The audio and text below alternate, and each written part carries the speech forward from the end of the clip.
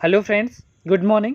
आपके अपने YouTube channel success study circle में मैं योगेंद्र हार्दिक स्वागत करता हूं।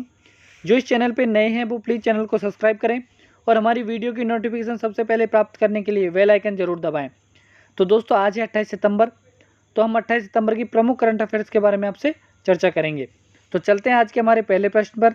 आज का हमारा पहला प्रश्न है, विश्व फार्मासिस्ट दिवस कब मनाया जाता है? तो ये मनाया जाता है 25 सितंबर को, यानी कि ऑप्शन बी हमारा राइट आंसर होगा। और यह दिन स्वास्थ्य सुधार में एक फार्मासिस्ट की भूमिका के बारे में जागरूकता उत्पन्न करने के लिए मनाया जाता है। और यह दिन अंतर्राष्ट्रीय फार्मास्यूटिकल फेडरेशन की परिषद के साथ इस संगठन की एक पहल थी। ठीक है। और इस वर्ष का जो विषय है इसका वो है ट्रांसफॉर्मिंग ग्लोबल हेल्थ। ठीक है, इतना आप इस प्रश्न के बारे में याद रखना। बढ़ते हैं हमारे अगले प्रश्न पर। हमारा अगला प्रश्न है, किस राज्य ने छात्रों को रोजगार पाने में मदद करने के लिए यू राइज नामक एकीकृत पोर्टल लॉन्च किया है? तो ये किया है उत्तर प्रदेश की गवर्नमेंट ने, यानी कि ऑप्शन डी हमारा राइट आंसर होगा। और यू राइज पोर्टल छात्रों को ऑनलाइन परीक्षा, डिजिटल सामग्री, डिजिटल मूल्यांकन, डिजिटल परीक्षा पत्र, वेबिनार, इंटर्नशिप, ई लाइब्रेरी, रोजगार के लिए रिकॉर्ड किए गए वीडियो सामग्री लेकर व्यवहारिक और तकनीकी ज्ञान प्रदान करने में उनको सशक्त बनाएगा। और जो यू राइज पोर्टल है वो राज्य में लगभग 20 लाख छात्रों को शिक्षा, कैरियर काउंसलिंग और रोजगार प्राप्त करने में भी मार्गदर्शन प्रदान करेगा। और जो ये यू राइज पोर्टल है इस पर उपलब्ध ई कंटेंट, ई लाइब्रेरी और ऑनलाइन पाठ्यक्रम राज्य के अधिकांश आंतरिक क्षेत्रों में भी छात्रों के लिए सुलभगार साबित होगा। इतना आप इस प्रश्न के बारे में याद रखना। ठीक है, बढ़ते हैं हमारे अगले प्रश्न पर। हमारा अगला प्रश्न है, विश्व जोखिम सूचकांक यानी कि WRI इसने 2020 के अनुसार भारत को 181 देशों के बीच किस स्थान पर रखा है? तो इसने रखा है भारत को 89वें स्थान पर, यानी कि ऑप्शन बी हमारा राइट आंसर होगा। और वैश्विक जोखिम सूचकांक है वो भूकंप, तूफान, बाढ़, सूखा और समुद्री स्तर में वृद्धि जैसी आपदाओं के वैश्विक जोखिमों के लिए के आकलन के लिए एक सांख्यिकी मॉडल है। WRI यानी कि जो वैश्विक जोखिम सूचकांक है वो जर्मनी में स्टुटगार्ट विश्वविद्यालय के सहयोग से संयुक्त राष्ट्र विश्वविद्यालय पर्यावरण और मानव सुरक्षा और वुंडनिस एट विक्लुंग हिलप्ट द्वारा जारी फोर्स डिस्प्लेसमेंट एंड माइग्रेशन पर विशेष ध्यान देने के साथ वैश्विक जोखिम रिपोर्ट 2020 का भी हिस्सा है। ठीक है, पढ़ते हैं हमारे अगले प्रश्न पर। हमारा अगला प्रश्न है, निम्नलिखित में से कौन राफेल लड़ाकू विमान उड़ाने वाली भारत की पहली महिला फाइटर बनी है? तो ये बनी है शिवांगी सिंह, यानी कि ऑप्शन ए हमारा राइट आंसर होगा। शिवांगी है वो वाराणसी उत्तर प्रदेश की रहने वाली है। और शिवांगी सिंह महिला लड़ाकू पायलटों के दूसरे बैच में शामिल थी जिन्हें 2017 में कमीशन दिया गया था। और जो IAF है यानी कि इंडियन एयरफोर्स में शामिल होने के बाद उन्होंने MiG-21 वाइसन विमान उड़ाया है और वर्तमान में वह प्रशिक्षण ले रही है और जल्दी गोल्डन एरो में शामिल हो जाएगी। इतना आप शिवांगी के बारे में भी याद रखना। ठीक है, बढ़ते हैं हमारे नेक्स्ट क्वेश्चन पर। हमारा अगला प्रश्न है, बॉलीवुड अभिनेता का नाम बताइए जिन्हें CEAT जो टायर कंपनी है उसके लिए ब्रांड एम्बेसडर नियुक्त किया है? तो ये किया है आमिर खान को, यानी कि ऑप्शन डी हमारा राइट आंसर होगा। और आपको मैं बता दूं कि ब्रांड एम्बेसडर के लिए मैं स्पेशल आपको वीडियो लेकर आ रहा हूं। उसमें आपको जितने भी लेटेस्ट जो ब्रांड एम्बेसडर बनाए गए हैं उनके बारे में जानकारी दूंगा, तो वो वीडियो देखना ना भूलें। और जो ये RPG इंटरप्राइजेज है, राम प्रसाद गोयनका ग्रुप, इसकी टायर कंपनी है ये CET। इसने भारतीय अभिनेता जो आमिर खान है उसको 2 वर्ष के लिए अपना ब्रांड एम्बेसडर बनाया है। और एकीकृत विपणन अभियान के एक भाग के रूप में CEAT के सिक्योर ड्राइव को बढ़ावा देने के लिए दुबई में चल रही इंडियन प्रीमियर लीग यानी कि जो IPL 2020 है उसके दौरान विज्ञापनों में बड़े पैमाने पर प्रीमियम टायरों की एक श्रृंखला की सुविधा देगा। और CEAT है 1995 से CEAT क्रिकेट रेटिंग के साथ क्रिकेट से संबंधित भी है। ठीक है, इतना आप इसके बारे में याद रखना। बढ़ते हैं हमारे अगले प्रश्न पर। हमारा अगला प्रश्न है, किस राज्य ने हाल ही में गैर संक्रामक रोगों की रोकथाम और नियंत्रण के लिए संयुक्त राष्ट्र पुरस्कार 2020 जीता है? तो ये जीता है केरल की गवर्नमेंट ने, यानी कि ऑप्शन ए हमारा राइट आंसर होगा।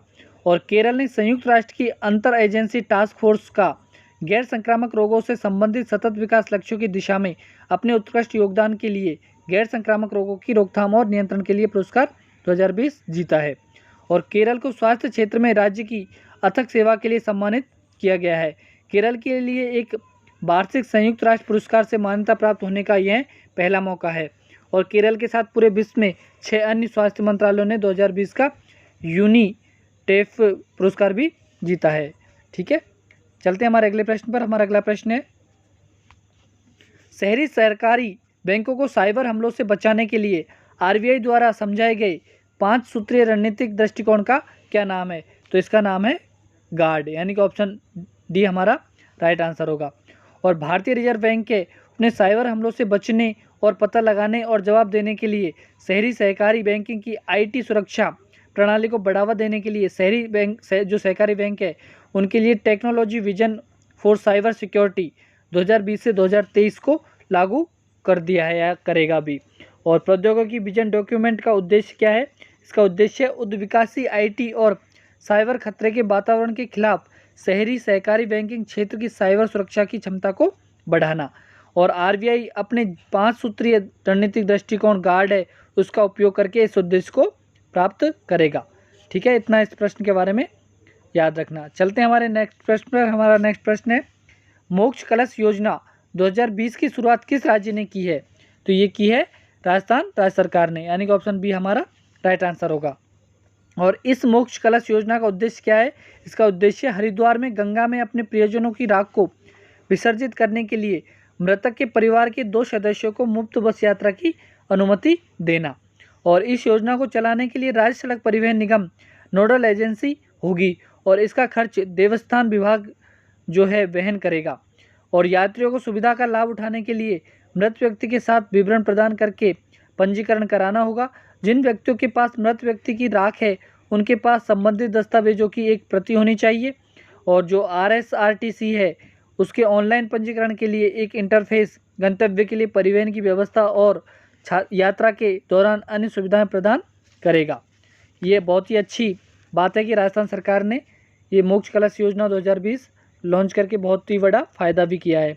ठीक है, बढ़ते हैं हमारे अगले प्रश्न पर। हमारा अगला प्रश्न है, किस मंत्रालय ने नीति आयोग के साथ मिलकर artificial intelligence rise 2020 responsible A for social empowerment 2020 पर एक शिखर सम्मेलन का आयोजन करने का फैसला किया है? तो ये किस मंत्रालय ने किया है?